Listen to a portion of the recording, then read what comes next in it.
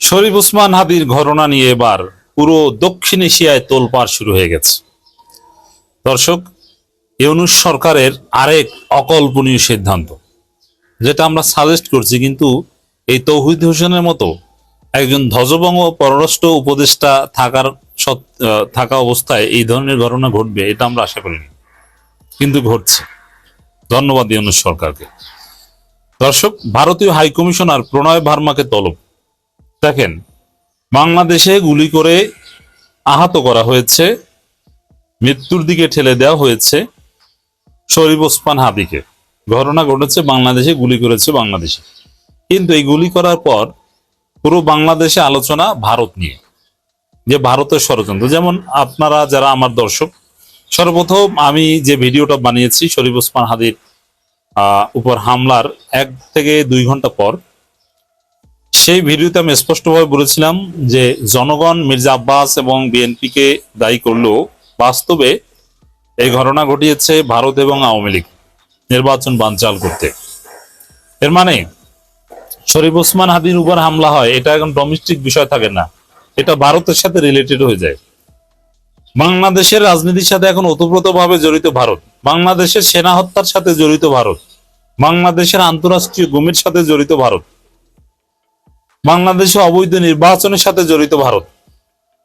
কিন্তু সে ভারতকে আমরা 5 আগস্ট ভারত থেকে স্বাধীন হয়েছি, সেই দৃষ্টিকোণ থেকে ইউনূস সরকার ভারতকে ঠিকভাবে ধোলাই দিতে পারেনি, ভারতের বিরুদ্ধে কার্যকর কোনো অ্যাকশন নিতে পারেনি। তো দর্শক, এখন আমরা দেখতে পাচ্ছি ভারতীয় হাই কমিশনার প্রণয় ভার্মাকে তলব করেছে ইউনূস সরকার। এই তলবের মানে কি, এটার তাৎপর্য কি, আমরা সেদিকে যাচ্ছি। প্রথম কথা হচ্ছে, দুই দেশের সাথে যুদ্ধ বাঁধলে বা কোনো একটা দেশ কোনো আকাম করলে বেসিক্যালি তখন তলব করা হয় যে আপনারা এই আকামটা কেন করছেন, জবাব দেন। অতএব এবার ইউনূস সরকার আনুষ্ঠানিকভাবে বিষয়টা আমলে নিয়েছে যে ভারত আকাম করেছে, ভারত ষড়যন্ত্র করে বাংলাদেশে অস্থিতিশীলতা সৃষ্টি করছে, বাংলাদেশে গুলি করছে এবং নিরাপদে ভারত চলে যাচ্ছে, ভারত বর্ডার খুলে দিচ্ছে এবং ভারতে বসে শেখ হাসিনা খুন করার নির্দেশ দিচ্ছে। স্পষ্ট কথা, এই তলব মানে কি করেছে সেটা পরে, আগে এই কথাটা শুনে রাখেন। দর্শক, আপনারাও একমত হন, আপনারাও লেখালেখি করেন, আমরা জনমত তৈরি করি।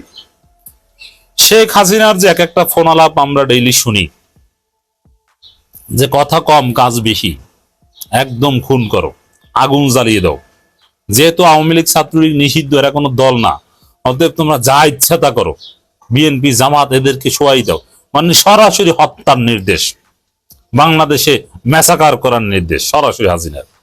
এবং আওয়ামী লীগের বিভিন্ন গ্রুপ, বিভিন্ন হোয়াটসঅ্যাপ গ্রুপ বা স্পষ্ট ফাঁস হচ্ছে, সামনে আসছে একের পর এক, যে আওয়ামী লীগ বাংলাদেশে নির্বাচন বানচাল করতে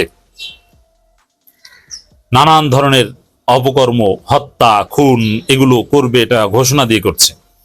ভারতের মাটিতে বসে এটা করা হচ্ছে, এটা বাংলাদেশের সাথে যুদ্ধ ঘোষণার সামিল। এজন্য আমরা বলবো শুধু তলব না, এই প্রণয় ভার্মাকে পারলে গ্রেপ্তার করেন, ওকে গ্রেপ্তার করেন, ভারতীয় দূতাবাস বাংলাদেশে বন্ধ করে দেন, ভারতের সাথে দ্বিপাক্ষিক সম্পর্ক ছিন্ন করার ঘোষণা দেন, যে কোনো সম্পর্ক নাই, অথবা স্থগিত করেন মিনিমাম। এই প্রণয় ভার্মাদের ধরে তারপরে বলেন যে শেখ হাসিনাকে ফেরত দাও, তারপরে প্রণয় ভার্মাকে নাও, গৃহবন্দী করেন, দিল্লিতে আশ্রিত হাসিনাকে আশ্রয় দিয়ে তাকে উস্কানিমূলক বক্তব্য প্রদান অব্যাহত রাখার সুযোগ দেয় ভারত সরকারের প্রতি বাংলাদেশ সরকার গভীর উদ্বেগ জানিয়েছে। এসব বক্তব্যের মাধ্যমে শেখ হাসিনা তার সমর্থকদের বাংলাদেশে সন্ত্রাসী কর্মকাণ্ডে লিপ্ত হতে আহ্বান জানাচ্ছেন, যার উদ্দেশ্য আসন্ন সংসদীয় নির্বাচন ব্যাহত করা। এইভাবে সরাসরি বাংলাদেশে অস্থিতিশীলতা, বাংলাদেশে হত্যা করা, খুন করার নির্দেশ দিবে ভারতে বসে, আর তাকে ফেরত দিবে না। না, এবার দফা রফা করতে হবে, হয় ফেরত দিবে, নইলে কূটনৈতিক সম্পর্ক থাকবে না। বাংলাদেশ এখন আর ভারতের উপর তেমন ডিপেন্ডেন্ট না, ভারতের ব্যবসার লাল বাতি, বাংলাদেশের কাছে ভারতের বিকল্প আছে, আমরা বিকল্প তৈরি করব। ভারত বিভিন্ন প্রোডাক্ট দেয় নাই, ভিসা দেয় নাই, মেডিকেল, কি তাতে কি হয়েছে? তাতে বাংলাদেশের উন্নতি হয়েছে। চীন এবং চীন প্রয়োজনে আর একটা ভারত বানিয়ে দিবে বাংলাদেশ বঙ্গোপসাগরের মধ্যে, সেই সক্ষমতা আছে চীনের। চীন কৃত্রিম ভাবে সব বানাতে পারে, জানেন না? অতএব দর্শক, শরীফ ওসমান হাদির ঘটনা পুরো ভারতীয় উপমহাদেশে, দক্ষিণ এশিয়ায় প্রভাব ফেলেছে। এবং ভারত এভাবে পরিকল্পিত করে বাংলাদেশে বিপ্লবীদের হত্যা করে, এতে পাকিস্তান আরো সতর্ক হবে, মালদ্বীপ, শ্রীলঙ্কা, নেপাল তারা সতর্ক হবে যে ভারত এই কাজগুলো করছে। অতএব আমরা 5 আগস্ট ভারতের কাছ থেকে স্বাধীন হয়েছি, কিন্তু ভারতকে উচিত শিক্ষা দিতে পারেনি। তাই ইউনূস সরকার এবার এই তলবের মধ্য দিয়ে আশা করি শিক্ষা দিবে। এই তলবের অর্থ কি? যে কোনো আকাম করেছে, অতএব এর জবাব দাও। এই তলব একটা প্রক্রিয়া। এই প্রক্রিয়ার পর কিন্তু এক পর্যায়ে পার্সোনা নন গ্রাটা, কূটনৈতিক সম্পর্ক ছিন্ন ঘোষণা, নানান কিছু হতে পারে। পার্সোনা নন গ্রাটা ঘোষণা করেন, ভারতের সাথে এবার যুদ্ধ বাঁধানো দরকার, ভারতকে শায়েস্তা করা দরকার, নইলে ভারত আমাদের বিপ্লবীদের বাঁচতে দেবে না। ভারতের আধিপত্যবাদের বিরুদ্ধে যারা কথা বলে তাদের কাউকে বাঁচতে দেয় না। অতএব ইউনূস সরকার জাস্ট স্টার্ট করেছে, আমরা বিশ্বাস করতে চাই ভারতের সাথে প্রয়োজনে কূটনৈতিক সম্পর্ক ছিন্ন করার মতো পরিস্থিতি তৈরি করবে ইউনূস সরকার। হাসিনার আমলে বাংলাদেশ থেকে অপরাধ করে ভারতে পালানোর পর কয়েক ঘন্টার মধ্যে ভারত থেকে কলকাতা পুলিশের সহযোগিতা ধরে বাংলাদেশে আনা সম্ভব হয়েছে। এখন শরীফ ওসমান হাদিকে গুলি করে ভারতে পালিয়ে গেছে। এখানে আরেকটা কথা আগেই বলেছি, বাংলাদেশে পুলিশ জানে না। আমরা হতাশ ইউনূস সরকারের সক্ষমতা নিয়ে। যদি বিপ্লব পরবর্তী একটা দেশে এরকম দুর্বলতা থাকে, এটা ধীরে ধীরে ওভারকাম হবে। তারপরও আরো ওভারকাম হওয়ার কথা ছিল। পুরোপুরি সরকার বিপ্লবী হলে, নতুন ভাবে সবকিছু নিয়ে দিলে, জনগণকে নিয়ে মিলিশিয়া গঠন করলে এই দুর্বলতাগুলো থাকতো না। কথিত হাসিনার বালের সংবিধানের পথে হেঁটেছে সরকার। এই সংবিধানকে আমরা লাথি মারি। আমরা নতুন সংবিধান চাই। আমরা কোনো ভারতীয় সংবিধান মানি না। এটা বিএনপি মানে এবং আওয়ামী লীগ মানে, আর ভারতের দালালেরা মানে। এই সংবিধান বাতিল করে পুরোপুরি বিপ্লবী সরকারে টান করলে এই দুর্বলতাগুলো থাকতো না। সেই জায়গায় দর্শক, ভারত ষড়যন্ত্র করছে। ভারতের বিরুদ্ধে ডিসাইসিভ অ্যাকশন নিতে হবে। ভারতের নির্দেশে এই খুন হচ্ছে, ওরা বাঁচতে দিবে না ভারতের আধিপত্যবাদের বিরুদ্ধে লোকজনকে। আমরা ভারতের সাথে কূটনৈতিক সম্পর্ক ছিন্ন চাই। ছিন্ন হলে ভারত তো সোজা হবেই, ভবিষ্যৎ আর এই ধরনের কাজ করবে না। প্রতিবেশী দেশগুলো ভারতকে নেগেটিভলি দেখবে। আন্তর্জাতিক অঙ্গনে ভারত মানবতা বিরোধী অপরাধ হিসাবে প্রতিষ্ঠিত হবে কূটনৈতিক সম্পর্ক ছিন্ন করলে। এটা নিয়ে বিশ্ব রাজনীতিতে তোলপাড় তৈরি হবে এবং ভারতের সাথে কূটনৈতিক সম্পর্ক ছিন্ন করলে ভারতের দালালেরা একদম হতাশ হয়ে যাবে যে বাংলাদেশে ভারতের দালালি চলবে না। অতএব বাংলাদেশকে সত্যিকার অর্থে যদি সার্বভৌম রাষ্ট্র করতে হয়, বাংলাদেশকে যদি এগিয়ে নিতে হয়, আমি মনে করি এটা একটা সুযোগ যে এই শরীফ ওসমান হাদির ঘটনা, শেখ হাসিনার উস্কানি, এই ঘটনাকে কেন্দ্র করে শেখ হাসিনাকে ফেরত দিবে কি দেবে না, এই টার্মস কন্ডিশন দিয়ে ভারতের সাথে কূটনৈতিক সম্পর্ক ছিন্ন করা যেতে পারে। এখন এই বর্তমান প্রজন্মের ছেলে মেয়েদেরকে, তাদেরকে সমস্ত ভুল বুঝাবুঝি বন্ধ করে, সমস্ত দলকে একত্রে করে তোমরা নির্বাচন করো, তোমরা এক হয়ে যাও, এক হয়ে একটা বড় শক্তি তৈরি করো। মনে রাখবে, আমি জামাতকেও বলছি, বিএনপির উদ্দেশ্য বলছি, এই কথাটা বাংলাদেশের মানুষের কাছে গুরুত্বপূর্ণ না হতে পারে, মনে হতে পারে খুব আধ্যাত্মিক কথা, বাট আমি এখন যে কথাটা বলতে যাচ্ছি, এই কথা ছাড়া বাংলাদেশে রক্ষা করার, বাংলাদেশেই জাতিকে রক্ষা করার আর কোনো দ্বিতীয় রাস্তা নাই। সেটা হচ্ছে বাংলাদেশের সকল দল একত্র হয়ে সিদ্ধান্ত নিতে হবে এবং সকল দল একত্রে মিলে জনতার ম্যান্ডেটে পূরণের উদ্দেশ্যে কাজ করতে হবে এবং সকল দল একত্রে মিলে বাংলাদেশের জনগণের মন জয় করতে হবে, বাংলাদেশের স্বাধীনতা এবং সার্বভৌমত্ব রক্ষা নিশ্চিত করতে হবে। এছাড়া আমরা একজন আরেকজনের বিরুদ্ধে হানাহানি মারামারি করে আমরা খাল কেটে কুমির নিয়ে আসব। বাংলাদেশের এর থেকে উত্তরণের আর কোনো রাস্তা নেই। ডক্টর মোহাম্মদ ইউনূস গত 1 বছরের উপরের সময়ে যতটুকু করেছেন, উনার কোনো ম্যাজিক্যাল পাওয়ারে করেন নাই। উনার নামটা অনেক কাজে এসেছে, আন্তর্জাতিক পশ্চিমাদের সাথে ওনার আন্তর্জাতিক সম্পর্কের কারণে অনেক কাজে এসেছে। ওনার বাকি উপদেষ্টারা কোনো কাজ করে নাই, একটাও কাজ করে নাই। বরঞ্চ ডক্টর ইউনূসের যে সংস্কারের সম্ভাবনা ছিল, শুধু বিএনপি বাধা দেয় নাই, এই উপদেষ্টা বাকি এনজিও উপদেষ্টারাও বাধা দিয়েছে। এবং আওয়ামীদের কি বলে আদরে গড়ে ওঠা যেসব উপদেষ্টা, তারা বাধা দিয়েছে।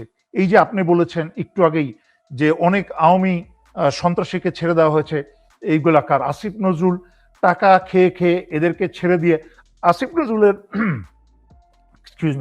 আসিফ নজরুলের পুরনো ভিডিও বের করে দেখেন না, বেশি পুরনো না তো।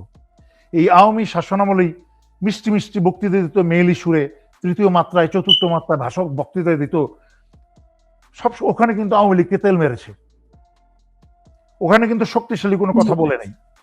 এখন কিন্তু এসে এই কথা পিছন সামনে দিয়ে অনেক মিষ্টি মিষ্টি কথা বলে, পিছন দিক দিয়ে আওয়ামী সন্ত্রাসীদেরকে উনি টাকা নিয়ে জামিন দিয়ে দেয়। তো ডক্টর ইউনূস যতটুকু করেছে, উনি কিন্তু অনেকেই বলছে সংস্কার করেছে, না, তদন্তের রায় হয়েছে, আইসিটির মামলার রায় হয়েছে, কিন্তু রায় মিডিয়া তদন্তের যে রায় হয়েছে সেই রায়ের সাথে এটার কোনো সম্পর্ক আছে কিনা? কারণ আমরা আওয়ামী লীগ রায়ের সাথে সম্পর্ক নাই বলবো কেন আমি বলছি, আজকে যদি হাদিকে গুলি করা নাও হতো, তারপরও এই রায়ের বিচারগুলা যতগুলা তদন্ত কোনো সুপারিশ এবং আইসিটির মামলায় যতগুলা রায় হয়েছে, এই রায়গুলা কার্যকর করা ডক্টর মোহাম্মদ ইউনূস সরকারের সময় যতটুকু সম্ভাবনা ছিল, ডক্টর মোহাম্মদ ইউনূস সরকার চলে গেলে রাজনৈতিকভাবে নির্বাচনের মাধ্যমে যদি আরেকটা সরকার আসে, কোন রায়, কোন তদন্তর কোনো কিছুর বিচার হবে না, সম্পূর্ণ ভারতের নির্দেশে তা কার্যকর হবে। এখন ধরে নিলাম, যেটা আমি বহু বছর কয়েকবার বলেছি, বিশেষ করে 5ই আগস্টের পরে জামাতকে, এনসিপিকে, এদেরকে অনুরোধ করেছি যে আপনারা সবাই মিলে একটা কোয়ালিশন গঠন করেন। সেই কোয়ালিশন এখনো সময়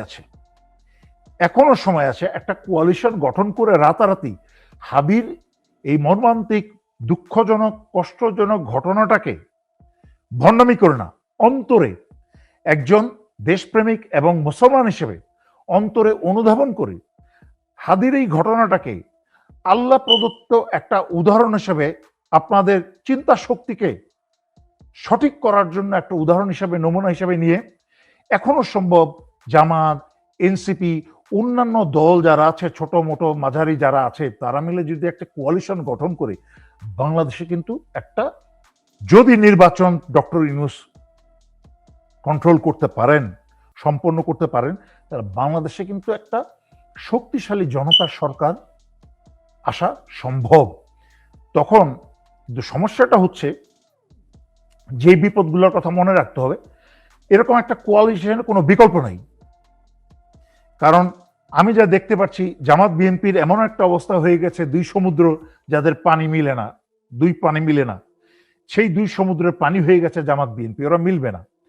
কারণ ভারত তাদেরকে কোনোদিন মিলতে দেয় নাই, মিলতে দিবেও না।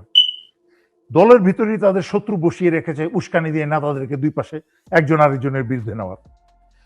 তাহলে কি সম্ভব?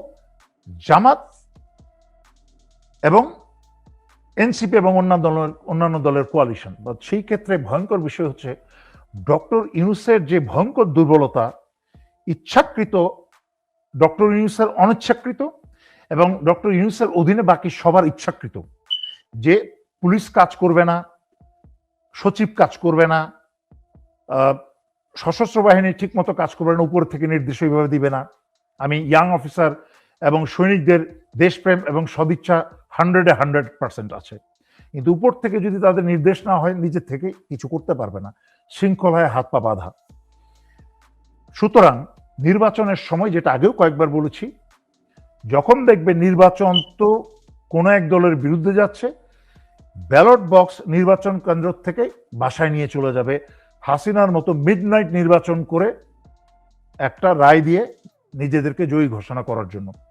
সুতরাং সেই ক্ষেত্রে আবার সম্ভাবনার কথা বলি, আপনার অনুষ্ঠানে বহুবার বলেছি, ডক্টর ইউনূস এবং ডক্টর ইউনূসের উপদেষ্টারা যেই কনফিডেন্টলি এত বছর ধরে, ইভেন কি নির্বাচনের 2 দিন আগে বলছেন অমুক চুক্তি, অমুক সমুদ্র শাসন, তাদের কোনো কথাই কিন্তু কোনোদিন আমার মনে হয় নাই যে ফেব্রুয়ারিতে নির্বাচন। এবং 2 জন উপদেষ্টার কি বলে এটাকে পদত্যাগ করেছেন, কিন্তু পদত্যাগ কার্যকর করা হয়নি, ফিরে যাওয়ার রাস্তা খোলা রাখা হয়েছে। কিন্তু তো তফসিল ঘোষণার পর তো কার্যকর করা হয়েছে এবং ওই মন্ত্রণালয়গুলো ভাগ করে দেওয়া হয়েছে। সামনে এবং দেখেন, ক্রীড়া মন্ত্রণালয় আপনি সামনে দেখেন, let's wait and see, because আমার কাছে এখনো সন্দেহ হয় ডক্টর ইউনূসের এই নির্বাচন চালানোর, ডক্টর ইউনূসের যেই দল বাহিনী নিয়ে নির্বাচন চালানোর ক্ষমতা ডক্টর ইউনূসের নাই। নির্বাচন কমিশন হাসিনার আমলের গত 16 বছরের নির্বাচন কমিশনের থেকে 1000 গুণে ভালো, বাট নির্বাচন কমিশন তো গুটি কয়েক মানুষ নিয়ে, ওনাদের নিজস্ব শক্তি কি, ওনাদের অধীনে আর্ম ফোর্সেস, পুলিশ সবাই কাজ করবে নির্বাচনের সময়। এই তো আমি বাংলাদেশের 2টা নির্বাচনে সশরীরে মাঠে থেকে নির্বাচন করেছি। 1991 সালে নির্বাচন করেছি, 1996 সালে নির্বাচন করেছি। আমরা তখন অন্যরকম সেনাবাহিনী ছিল, আমি আগেও কয়েকবার উল্লেখ করেছি। আমাদেরকে সেনাবাহিনীর আদেশ আছে কি নাই, কি বলে, পোলিং সেন্টারে প্রবেশ করার, উই ডিড নট কেয়ার, পাত্তাই দিইনি। সকালবেলা দেখেছি তখন বিএনপি তার 3 মাস আগে একটা ভুয়া নির্বাচন দিয়েছিল, তারপর আবার একটা নির্বাচন হলো। সারা বেলা দেখলাম দুপুর পর্যন্ত নির্বাচন কেন্দ্রের সামনে কোনো মানুষ নাই। ভিতরে চেক করতে গিয়ে ঢুকে গিয়ে দেখি সমানে ধানের শীষের উপরে সিল মারা হচ্ছে, প্রিজাইডিং অফিসার সুদ্ধা। ওই প্রিজাইডিং অফিসারকে কানের লতির নিচে একটা চর মেরে ফেলে দিয়েছি চেয়ার থেকে। যে আপনারা বিভিন্ন কলেজের, বিশ্ববিদ্যালয়ের শিক্ষক, আপনারা কি ধরনের ছাত্র তৈরি করছেন বাংলাদেশের ভবিষ্যতের জন্য? ওই ছাত্রগুলোই কিন্তু বড় হয়ে আজকালকার নেতারা এখন। তো একইভাবে আমাদের অন্যান্য নির্বাচনী কেন্দ্রে কিন্তু সশস্ত্র বাহিনী, আমার ইউনিটের অন্য অফিসার ঢুকেও কিন্তু এইভাবে থাপ্পড় বেড়েছে।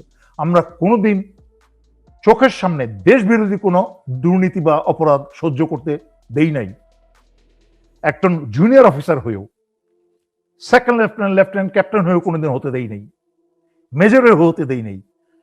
কিন্তু বাংলাদেশের ধ্বংসটা সার্বিকভাবে করা হয়েছে। এই ধ্বংস থেকে ফিরিয়ে আনতে হলে যেই আশাটা ছিল ডক্টর ইউনূসের কাছ থেকে, সেই আশাটা উনি পূরণ করতে পারেন নাই। কারণ উনি ওনার নিজের ক্যাবিনেট বা নিজের উপদেষ্টা সরকারটাকে উনি সামলাতে পারেন নাই। উনি নিজের আত্মীয় স্বজন, বন্ধু বান্ধব, চিটাঙের লোকজন দিয়ে সব ভরে ফেলেছেন স্বজনপ্রীতি করে, যার ফলে ওনার নিয়ন্ত্রণের বাইরে চলে যাওয়ার কারণে উনি বাধ্য হয়েছেন নির্বাচনের একটা তারিখ দিতে। কিন্তু নির্বাচন সফল করার মতো অনেকে তো সন্দেহ করে আসলে উনি নির্বাচন চান কিনা। তারপর স্বরাষ্ট্র উপদেষ্টা বারবার বলছে আইন শৃঙ্খলা বাহিনী বা আইন শৃঙ্খলা পরিস্থিতি স্বাভাবিক আছে, নির্বাচনের জন্য প্রস্তুত আছে, নির্বাচন করা সম্ভব। সেটা কি আমরা আসলে দেখতে পাচ্ছি কিনা? আর সরকার নির্বাচন চান, এটা নিয়ে অনেকে সন্দেহ আছে। স্বরাষ্ট্র উপদেষ্টা যেসব কথাবার্তা বলছেন, উনি তো নিজেই ঠিক নাই। উনি দেশের আইন শৃঙ্খলা নিয়ে বলবেন কিভাবে? উনি দেখলাম উনি এখন মাংসের মাঝখানে আলু কম ওনার বেশি পড়েছে, এগুলা করছেন। দেশের খুনাখুনি, মারামারি, মাথাগুলি করা হচ্ছে, উনি এখনো ফালতু কাজ করে বেড়াচ্ছেন। এখন উনি আন্তরিকভাবে, যেইভাবে ওনার জায়গায় উনি এমনি lieutenant general, with all my respect for him, আমরা একসাথে চাকরি করেছি, উনি আমাকে স্নেহ করে তুই করে ডাকতেন। তো আমি উইথ অল মাই রেসপেক্ট, আমি ব্যক্তিগতভাবে ওনাকে অসম্মান করে কথা বলছি না, বাট ওনার স্থানটাকে, যেই দায়িত্ব ওনাকে দেওয়া হয়েছিল, ওই দায়িত্বটা পালন করার জন্য ওনার এই বয়সে উনি যোগ্য না। ওনার জায়গায় একটা ইয়াং এনার্জেটিক একটা অফিসারকে দেওয়া যেত, যার অতীত ইতিহাস আছে, যে পার্বত্য চট্টগ্রামে, বাংলাদেশের বিভিন্ন জায়গায় যার অতীত বীরত্বের ইতিহাস আছে, সেই রকম লোকজনকে না বসিয়ে ওনাদের মতো বয়স্ক ভাঙ্গাচোরা লোকজনকে বসিয়ে দেওয়া হয়েছে। ব্রিগেডিয়ার জেনারেল সাখাওয়াতকে বসানো হয়েছিল আগে। উনি তো আওয়ামী আমলে সবসময় মিষ্টি মিষ্টি কথা বলেছেন, আওয়ামী নির্বাচন করেছেন। উনি কি করবেন? উনি তো সবসময় কি বলে চেয়ারে বসেই আওয়ামী লীগকে আবার খুনিকে আবার বাংলাদেশে আসে নির্বাচন করতে দাওয়াত দিয়েছিলেন। মাথার মাঝখানে ওই চিন্তাটুকুও নাই যে কিভাবে ডিপ্লোম্যাটিক্যালি কথা বলতে হয়। সব বুঝতে হবে বাংলাদেশের সামগ্রিক অবস্থা এই সরকারের বিরুদ্ধে একটা সুষ্ঠু নির্বাচন জনগণকে উপহার দেওয়ার জন্য। ডক্টর ইউনূস তো কথার ফুলঝুরি ঝরাতে উস্তাদ। উনি ওই জন্য বলছে বাংলাদেশের ইতিহাসে একটা সুন্দর নির্বাচন উপহার দিতে চাই, ঠিক সাথে সাথেই কিন্তু হাদির মাথায় গুলি।